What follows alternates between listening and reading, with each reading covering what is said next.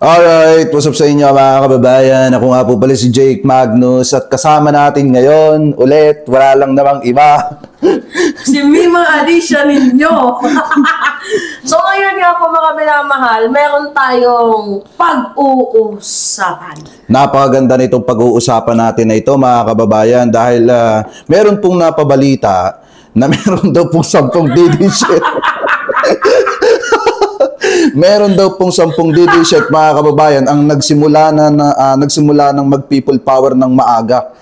Ano po, at nirubog daw po ng 10 DD-shit ang kahabaan ng Commonwealth upang ipanawagan ang pagpapatalsik kay Pangulong Marcos. Ayan no, 10 DD-shit yan mga kababayan. Uy, anong klaseng drama yan? Pakita mo nga. Ayan no. Oh, yan, o diba? Anong klaseng drama yan? Ang kakapal na mukha nyo, kukunti lang kayo. Kukunti na nga lang.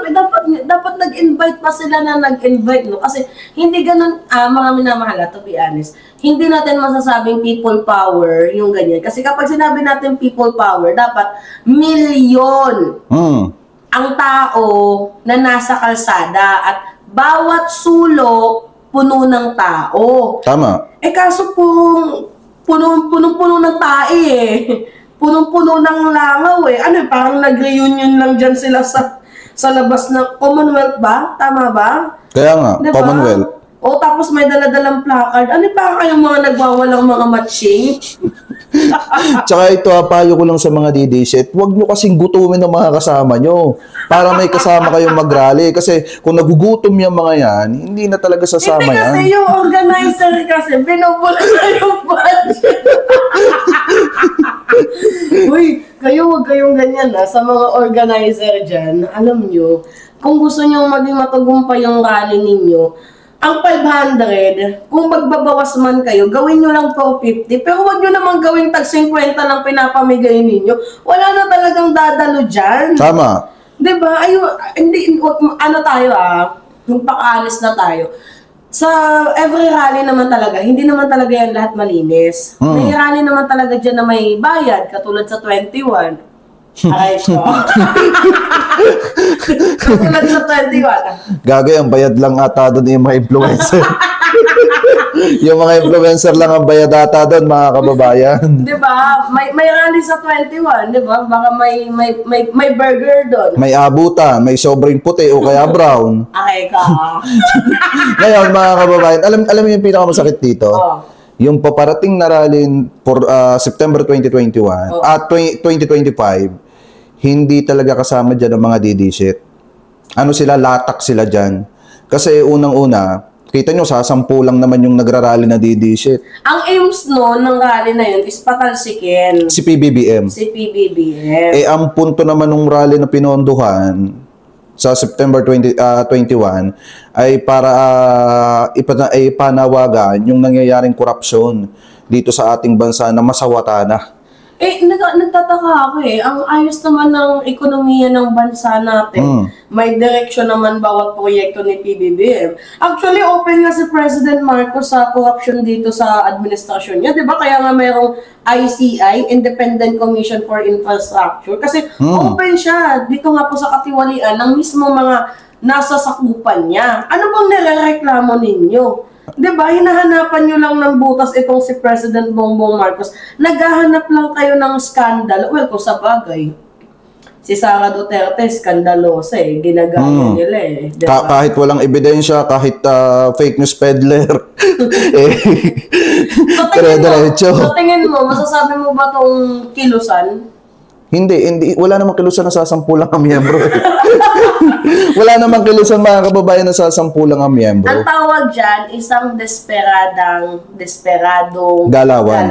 Kumbaga nag-iingay lang para magkaroon ng ingay, mapag-usapan. Kasi negative or positive is still publicity. Wala na nga silang influencing. Diba? Tsaka hindi na sila gaano napapag-usapan. Buhat nung pumutok yung issue ng maanumalyang flood control, natabunan na ang issue ni Digong at natabunan na ang issue ng mga Duterte dito sa Pilipinas. Yun yung katotohanan dyan. Ay, alam nyo ako sa inyo, matulog kayo sa bahay ninyo. mag-alay lakad kayo. Oo, magdasal nga kayo. Para mabawasan yung mga kasalanan nyo. mga kasalanan ninyo. Ang tataas ng double standard ninyo. Ayaw nyo sa kurap, pero sumusuporta kayo sa mga kurap na public official. Gusto lang naman talagang ipakita ng mga hayop na yan, manggulo. Kasi magulo sila eh. Ikaw, Fred, kapag narinig mo ang salitang DDS, ano yung pumapasok sa isipan mo? Mga taga-suporta ni Dugong na walang utak. Ako yung pumapasok sa isip ko talaga, manggugulo. Sila yung mga tipo ng tao na nanggugulo, magugulo. Kasi tingnan mo sa circle nila, sila-sila lang din nag-aaway-away. May Team Alputera. May Team Alputera. Diba? Yung kabit ni Digong. May Team Zimmerman. Wow, diba? Kaya, may Team Hanelet. Kaya nag-away-away na sila dyan eh. Kasi unang-una, pansinin nyo, sa 10 na lang yung DD-shit na nagsasagawa ng mga rally. Konti na lang sila kasi sila-sila lang. Sila na nag-away hanggang sa naubos na sila. Kasi alam nyo ba mga kababayan, sa totoo lang? Pati nga humba pinag-awayan. Yun, isa pa yun. Napakaliit na problema nung pinalaki nila. Sabi ni Harry Roque, walang injustices ako na dito. Utangay na pa humba lang yun, nagkaroon ng justice. There is no justice. Kaya nga. Walang pukin ng ina ninyo. Diba? Kaya, alam nyo, yung mga DDS na yan, ewan ko ba kung anong version yung may matino. Kasi may mga parang sagad na yung pagiging bobo eh. Tulad nila Maharlika. Sila lang din nagtitirahan. Si Alputera, tinitira nila. Si Zimmerman, tinitira nila. Si Sara, si Bongo. Kaya nga tingnan ninyo si Bongo. Kaya nga. Hindi pa pumupunta doon sa dahil. Hindi kasi sila magkasundo ni Sara Duterte. Kasi nga sila nga lang din may away. May may mga something sila sa kanilang mga pag-iisip. So ngayon, power papers ba? So ngayon mga kababayan, ang purpose tandaan nyo, purpose ng rally para ipanawagan yung pagsawata sa korupsyon na nangyayari dito sa Pilipinas. So ngayon may mga DDS talaga na makikisalit, makikisabay. Kasi trabaho naman talaga nila makisabay sa rally ng may rally. 500 eh. Pag mag-rally. Magsisisigaw ko lang doon. Resign, Marcos, resign. Tapos pag tinanong, ba't mo pinapag-resign? Wala utos eh. Kaya nga. Alam niyo sa totoo lang, putik, buti nga, dadalawa lang kaming nag-aano dito. Si Chris na andi dito sa may labas pa, mga kababayan. Pero kung si Chris at titira niya, makapagmumurahin pa yung 10 DD-shit na yun. Diba? Alam niyo sa totoo lang, mga kababayan. Hindi, kung si Takero mamaya, tawagan natin si Takero. Kung si Takero yan, sasabihin niya yan, ako nagbibili ng bigas ninyo, kawawa naman kayo. kaya nga. Oo. Uy, gagig. Lakas din mga kasamahan namin. Ako, simple lang ako bumanat. Ito, simple lang din tong bumanat. Diba? Kasi sa totoo lang, mga kababayan, ang nahihirapan kasi at nagdudusa dito sa pinaggagawang ito ng mga DD-shit, sila din. Yeah. Kasi unang-una sinusuportahan nila yung taong matagal nang nakakulong doon sa dahig. Pangalawa naman, hindi na makakauwi yun. Hindi na makakauwi yun. Uy, malapit na 23 na Wala, delay yung hearing ni Digong sa 23. Kailan? Hindi alam kung kailan ulit maisasagawa yung hearing, pero delay yung hearing niya ngayon. Aray ko. Alam naman natin mga kababayan na kapag delay na ganyan, taon na nga abutin. Taon na yan. Taon nang aabutin ni Digong. Kasi nga kung ako din naman yung nasa International Criminal Court, 8,500 document pages, tapos 16 hours video clip. Paano mo yan Diba? Kaya nga yung lawyer ni Digong, hirap na eh. Diba? Kumbaga, umuoo na lang yan. Sayang sweldo eh. Diba? Kaya nga. Lahat ginawa na nila.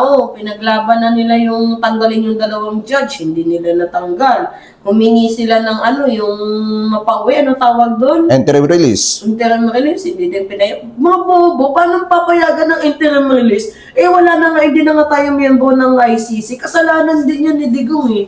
Diba? So, yun yung mga purpose kaya sila nagrarally. Nagsasagawa ng rally para patalsikin si PBBM kasi gusto nilang gumante sa pagpapakulong kay dating Pangulong Duterte. Isinisisi kasi nila kay PBBM yung nangyari kay Digong na si Digong din naman ang may kasalanan. Kaso, kung magrarally kayo, dapat para matuwa kami, parang nasisindak kami na, ay, tangina pa magugunaw na yung mundo natin. Magta-Thailand na tayo neto. Di ba, para naman yung nagugunaw yung mundo namin, dapat yung gagawin ninyo, yung madami kayo. Di ba? Hindi yung parang tae lang kayo na pwedeng tapak-tapakan dyan sa sa kanto. Dapat yung gugulatin nyo sila, mga tangina, ang dami na po, lilipat na tayo ng Thailand. Tayo na yung susunod. So yun nga yun nga mga kababayan, kung titingnan ninyo.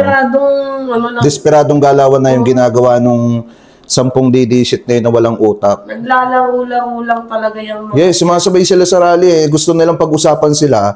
Kaso nga lang ang problema, saglit na pag-usapan sila sa magandang paraan, pinagtatawanan sila ngayon. Kasi, kita nyo, ang dami nila dati. Kala ko ba, mga maisog na parami. Bakit na nangyari? Ano ba rally the second? Uy, natawa ako Sabi ni Digong, wala na daw siyang maalala. Tong inong yun, walang maalala. Araw-araw kang binibisita ng anak mo. Walang maalala. Pinagloloko mo ba kami? Tsaka nakapag-komento pa patungkol sa flood control. Oo. Tsaka, di ba sinabi din ni Digong dati sa video niya na kapag nandyan yung kaaway niya, ang ginagawa niya, pag naglalakad siya, di ba ano yung drama niya yun? Ay, di ba ganon? Ano aasahan natin doon? Di talagang nagdadrama yan si Dutae, si Digong Yo. Diba? So yun nga mga kababayan, kung titingnan nyo, ang purpose lang naman ng rally ng 10 didishit na yun, ipanawagan si PBBM, nataliwas naman sa mandato talaga ng rally na paparating sa September 21. Yun yung rally na pinondohan ng ninong ni Mima Alicia. So ngayon, mga kababayan, ninong mo yun. Hindi ko ninong yun. Kung kayo po ang... Bigyan ka nga ng gold Walang ganun. Ay, natatawa si Senator Chris Ul sa likod. Walang ganun So yun, mga kababayan, kung kayo po ang tatanungin... gold yung brace mo. Walang ganun.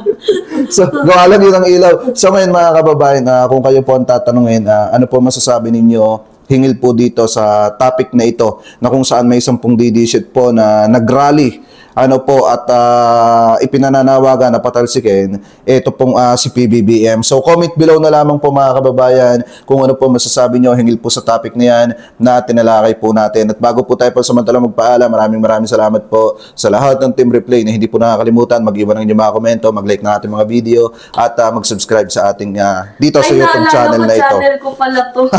Dito sa ating YouTube channel na ito. Maraming salamat po. Ingat po kayo palagi, especially sa lahat ng hindi nag-i-skip ng ads dito. Maraming salamat po. Ingat po kayo palagi. God bless. Thank you po. Yeah.